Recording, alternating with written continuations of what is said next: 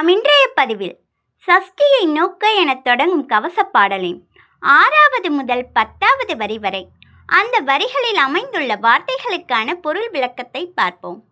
இதற்கு முந்தைய 5 வரிகளில் நாம் சஷ்டியில் விரதமிருந்தோ அல்லது சஷ்டி கவச பாடலை பாடியோ நம் முருகனை அழைக்கிறோம். அழைத்த நொடியே முருகன் நம்மை காக்க வருகிறார் என்று பார்த்தோம். நம்மை காக்க வரும் முருகப்பெருமான் கையில் வேலோடுதானே வருவார். அதுதான் இங்கே கவசத்தின் 6வது வரியில் கையில் வேலால் என்னை காக்கவென்று வந்து என அமைந்துள்ளது.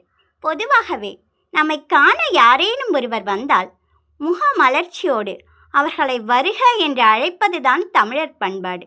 அப்படி இருக்கும்போது நம் தமிழ் கடவுளே நம்மை காக்க வருகிறார் என்றால் அவரை நாம் எப்படி அழைக்க வேண்டும்?